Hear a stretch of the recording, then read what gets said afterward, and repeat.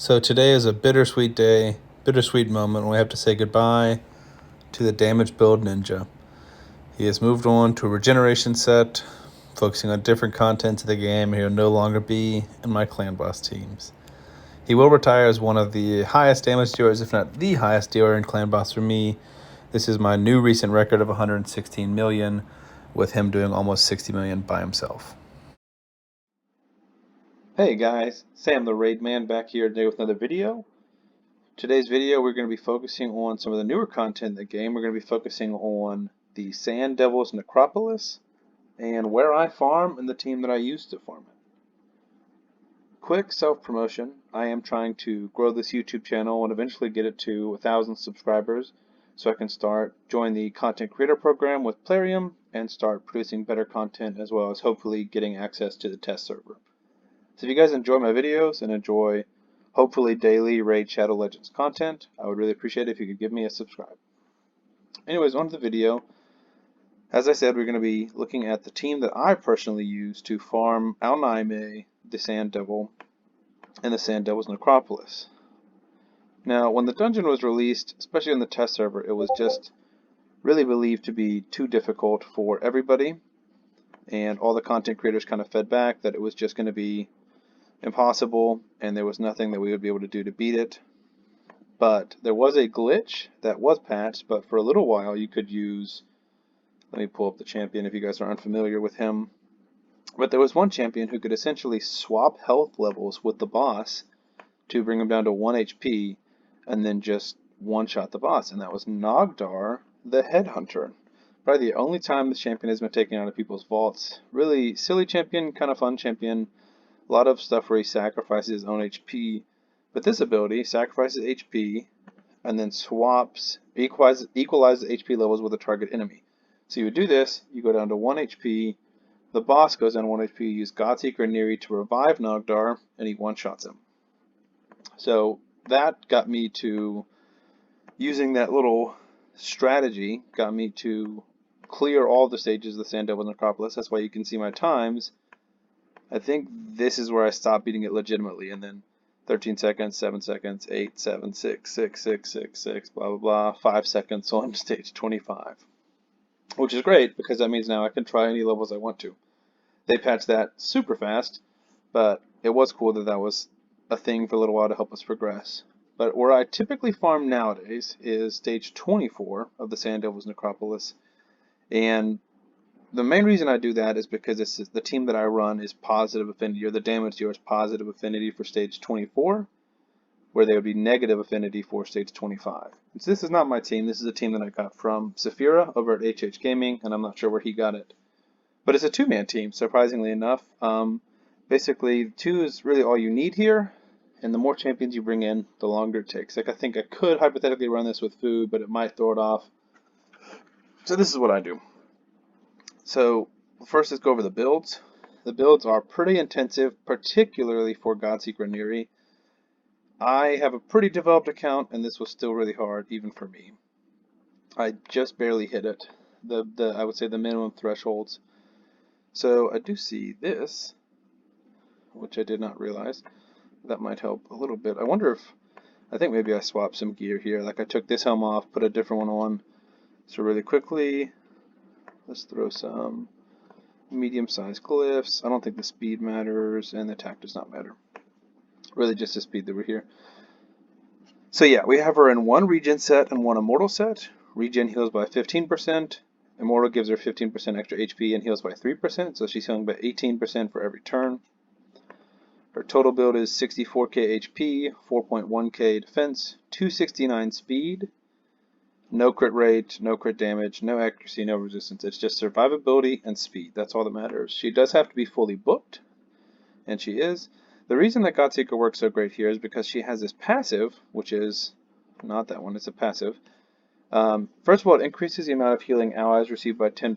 So this doesn't affect her, but when she heals Ninja, when Ninja heals himself with the regeneration set that he has on, increases that by 10%, which is great. But this is really what enables this whole composition. Active effect: if an ally is about to get killed by a fatal hit, it preempts that hit and instantly places a revival and death buff on them for 1 turn before the damage is taken. And what's interesting about this is all of her other stuff, like for example, A1 heals the ally with the lowest HP, cannot heal this champion. But the passive can revive herself. And the way that it works, you'll see when I show the run, is based off of the order that you set your team. So if I put Godzilla and Neri in the lead, this passive will revive herself if her and Ninja go down. So then she revives herself, then she uses her A3, revives a dead ally with 50% HP, then fills her turn meter by 50%, and resets the cooldown of all their skills. This is also key. And then the rest of her kit, this just heals everybody and heals herself. It's actually a really big heal, which is nice. And then the A1 heals the ally with the lowest HP, which is nice. But really, all she does is just keep everyone alive and revives. But that kit, or that build is much more hard to hit because she's Void, which is neutral, versus Ninja, the second person in our team, is Magic Affinity, so he is Positive Affinity, which means the Aoname can get weak hits against him and cannot crit him. So he's built in Regeneration with Perception. The main thing with this build is obviously survivability, but also accuracy. I think 520 is really the minimum that you need here. No crit rate, not really any crit damage or attack. It's all about survivability and defense. The defense is a little bit lower, but because he's getting healed more often by Godseeker and because he can't get crit, his build's a little lower requirements. I do have him with yeah, he's empowered 1 level, so that helps. I mean, that's 95 defense, 1684 HP, so that's nice, but it's not a big difference. And for masteries, you cannot run Phantom Touch. I used to have Phantom Touch as his blessing, but you cannot run Phantom Touch because it counts as an extra hit. So I use Brimstone. It's a level 1 Brimstone, and I had one that was level 2 in the shop, which would have helped, but I didn't have the Immortal Soul Coins to buy it, which is unfortunate. But if we can get higher to 40 or 70% chance of placing the Smite, that would just speed this up a lot. You cannot run War Master or Giant Slayer, so I just went with Eagle Eye. And same thing with Godspeed Near. I just did the health one because she cannot run War Master. So all you really care about is the Smite debuff, which is great, but this is his main thing. Hail Burn. On a 3-turn cooldown, attacks 3 times at random, which is great because that's all 3 hits on the boss. Once booked, has a 100% chance of placing HP burn for 3 turns. Also places perfectly on himself, which helps. And then when used against bosses, will instantly activate any HP burn, any HP burn debuffs, including HP burn debuffs placed by this skill. And that's one of the only ways to do damage, really effective damage against this boss, is HP burns and HP burn activation. And we don't really care about the rest. We actually turned this off because it seems to mess up the sync. So I've tried some different speeds here, and really this is, I believe, wrong dungeon. I believe this is the minimum kind of requirements for this. And when you do this team, it's going to say, oh, you don't have a leader buff, but that's fine. So I'll run this, and if you guys are unfamiliar with the boss, he's got this insane AoE that ignores all damage mitigation stuff and just nukes us. So we go down. Godseeker took 151,000 damage. But there we go. Revives herself, and then revives Ninja. Ninja gets his hard-hitting ability off, and then we get some free heals. We're back to full health. That's really the only damage that seems like it can kill us, is that one right there. I think it's the A2 for the boss. And typically we heal back up pretty fast. You can see like Ninja just doesn't do any damage. He did like 1,500 there, which is absolutely nothing. So we go down again. Godseeker revives herself, revives Ninja, we're back up. So each of those HP burn activations is 134,000. And then hopefully in a second you guys will see Brimstone, which does 336 damage. So we're less than a minute in, he's probably a third of the way down. And like I said, getting a higher level Smite blessing on Ninja would definitely speed this up. And then really any blessing on Godseeker that would just give her more stats would make this a little more reliable. It is pretty close to 100% team. I was actually going to post this yesterday, but I didn't get the time to film it. Had I posted it yesterday, it would have been 100% team at that point, but it has failed once since then. I think that move took them down really low, and then Godseeker, I think, took a crit or something and went down. So I've probably run this 40 to 50 times now, like a good amount. I've spent a lot of energy, a lot of time building this team, and lots of time checking it out, and it has failed once. So if we get those blessings, or maybe we ascend some of the pieces on these champions, I think it's very easily a 100% team. Not to say it's not gear intensive, because it absolutely is. I mean, this is end-game content, But I'm really happy that this team was discovered because it is such difficult content. And for an account like mine, it's really difficult to find gear that's like major upgrades. For example, like I need better Savage gear for the arena, but it takes so much energy in the Fire Knight to get a piece of Savage gear, much less a good piece of Savage gear. And even once you get a good piece of Savage gear, you need it to roll well. And it's just really difficult. But for example, if I have an okay piece of Savage gear, or not an okay piece, but like a really good piece, I could hypothetically ascend it and turn it into a godlike piece. And I just think that it's a really good way to try and boost your account in the end game once you've kind of got all the gear you need and you're trying to just min-max and add a little bit more. So this is actually going to be one of our faster runs, 232. I think, obviously not counting the Nogdar runs, I think I may have seen one at 227. But that was definitely one of the faster ones I've had. I think the slowest is about 320, just a little over 3 minutes, which is still pretty solid. And I've noticed the drop rates for Superior and whatever the middle oil is, these are a lot, and the low ones don't seem like they're dropping near as much.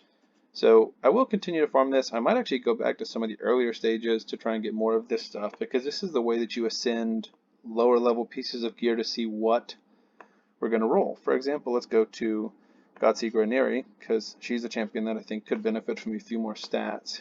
Really HP or defense, so it shouldn't be hard to get them. But none of these are ascended, and I don't have the gear to roll it. So I mean, I would love to get, I guess you can get defense percent. So I mean, I'd love to get defense percent or HP percent. I wouldn't even mind flat, I just wouldn't roll it more. But yeah, I'm just struggling to find this lesser oil at the moment. But we do have a few good pieces. Let me see if I can find some of the better ones. I think the best thing I have right now is my Arbiter's boots. Not necessarily super good boots, flat defense, HP percent, flat HP, but they were 45, 6-star speed boots. I ascended them, got speed, so I did all the way up to 12, which has helped my Arbiter get to 365, which is really, really nice. And then I think I've got one or two other set of boots. Just got to remember where they are. I think my Rugnor still has some from the damage test that I just did the other day. There he is. Yes, he does. So these are speed boots with 12 speed on them. So it's got crit damage and attack percent, flat defense, HP percent. So really it's just the speed that helped me get up to this 270 speed while also really building a lot of accuracy and damage stats.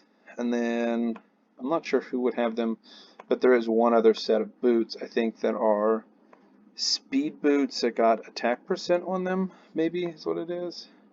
I can't remember who I built last for Clamp Boss.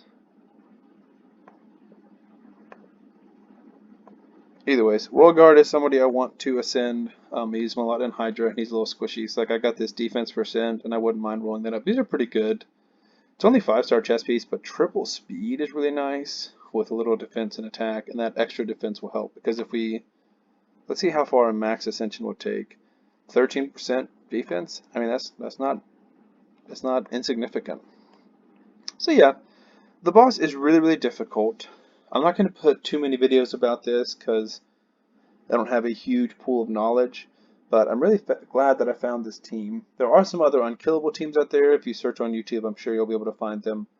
But if you are more to the end game, you have both of these champions, then I believe this is a good way to farm it. It's really fast. I was farming kind of just like a thrown together team on stage 11, and it was about the same speed that this stage 24 team is running at.